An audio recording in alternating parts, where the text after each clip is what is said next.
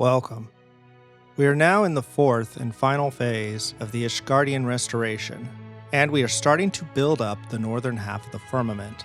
The third round of Skybuilder rankings has begun and will end on January 21st.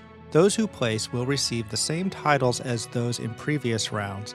However, the achievements will be unique to the third round. Yes, I said the third round. Remember, there was no leaderboard in the first phase. When you get to the firmament, Augbert asks you yet again for help, and it's all exactly the same but totally different. He also mentions that one lucky person will be immortalized in the form of a statue erected in the firmament. He wants flowers, he wants parades, he wants a monument built to the skies with his name plastered. When will this end? Well, that depends on your world server. Things progress pretty quickly during the ranking period, and then usually slow down afterwards. I would expect everything to be done by the next major patch, though.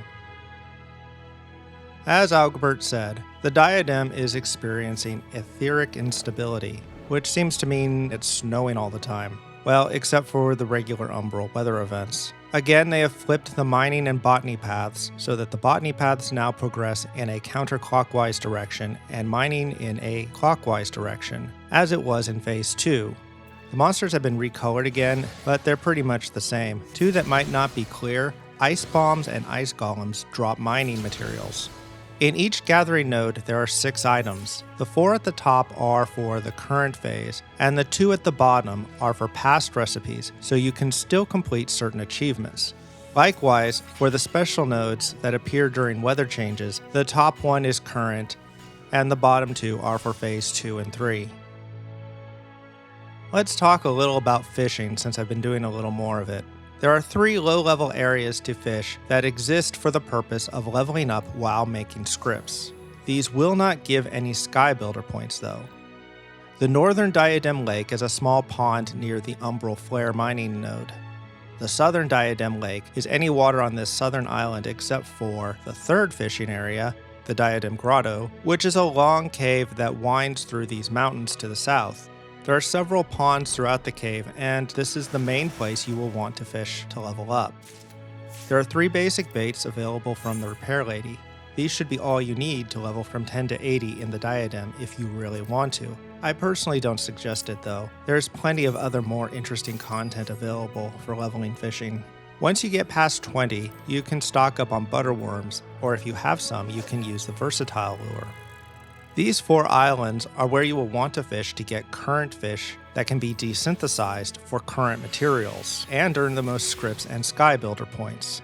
You will want to have reached level 80, have completed the Fisher storyline quests through level 70, and have geared up significantly. At each of these locations, there is 1 rare fish that can only be caught during specific weather. Though moving around and trying to catch them can be fun, catching them consistently seems to be impossible, at least without the absolute best stats, and all that traveling just takes more time. It seems to me it is more efficient to pick one place and stick with it. I think the 2 best places are Windswept Cloudtop and Swirling Cloudtop, where you can catch lightning chasers and little thaloses, which are worth as much as any of the special fish, and are a lot more common. Remember to mooch ghost fairies as much as you can. Finally, these 2 areas are just for fishing up fish from the last 2 phases, so you can finish past achievements.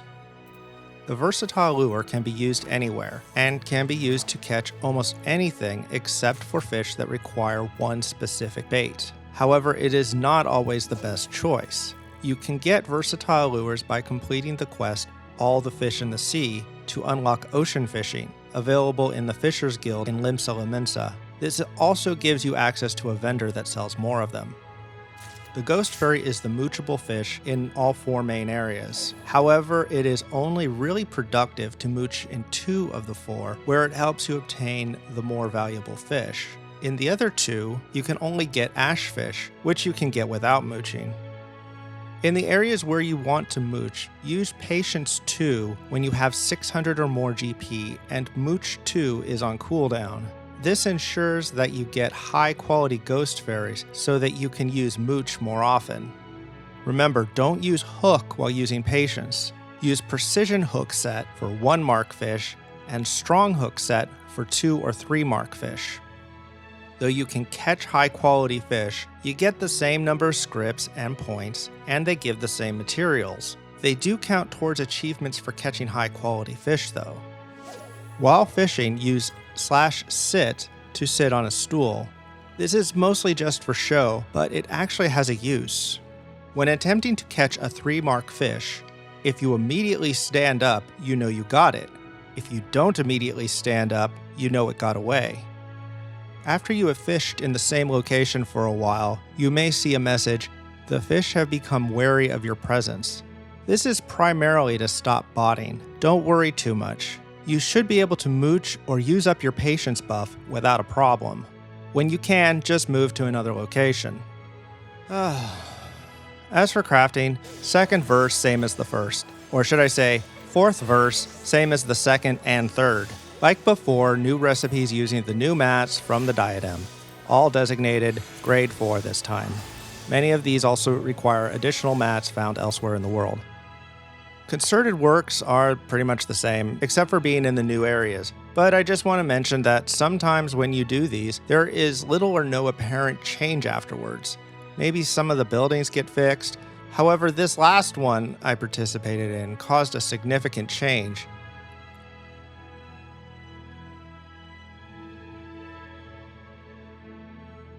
Alright, Eni has a new outfit for you to purchase, and also a new mount, a new umbrella, an orchestrion roll, a couple emotes, sweeping one is pretty cool, and there are a couple new housing items. Then there are these attire coffers. These are glamour sets unique to each crafter or gatherer that do not go in the armoire, since there are nowhere near enough glamour plates to maintain any sense of class identity, and you end up using the same gear for multiple classes and jobs. There isn't much point in trying to collect more than 1 or 2 of these. There seem to be 2 big items of interest for the Kupo of Fortune this time. The Trike Minion, which is a baby Triceratops, and then the casual attire, which is perfect for those trekking cross-country, frequenting the youth hostel scene. So about the market board. Undercutting is a fact of life. You will rarely sell something if you can't beat the price of the competition. But please, be smart about it. You need to treat things people usually buy only one of, like equipment, differently than things people buy stacks of, like materials. At a time like this, when these mats are in high demand and people are in a rush to buy as much as they can, there is no need to undercut at all. They will sell. I can understand cutting a gill, but cutting by hundreds of gill or more, you are just shooting yourself in the foot. Yeah, they're so stupid! So will this be housing? I mean, look at it. What else would it be? Looks like it will have the same number of houses as any other housing district, with 3 size variations. And Hoarfrost Hall looks like it's meant to be the apartment building. However, people keep saying things like it will just be NPC housing. I see where this is coming from. When you unlock housing in a Realm Reborn zones, it is made clear that the housing is just for adventurers. When doing Ishgardian restoration quests, there is an emphasis on housing for the people of Ishgard. That just makes me hopeful that this housing will work somewhat differently from the usual housing system, which is something that is sorely needed. Honestly though, I'm not really impressed with these houses. You know where I'd want to live? Under Ishgard. Have you ever looked over the edge in any part of the city? There are endless levels of walkways, bridges, and windows. Obviously, these aren't finished locations for players to go, but I would spend hours wandering around down there if it were. Another question is whether people will still be able to obtain restoration items when this is over, or work on any of the achievements. I say signs point to yes, mostly because the endless crafting and gathering achievements are visible. When achievements have a time limit, like the ranking or holiday event achievements, they are invisible unless you have obtained them. There are hundreds of restoration achievements that make up a good portion of the crafting and gathering achievements. Thank you for watching. I will probably make one final video when this is all over. Goodbye.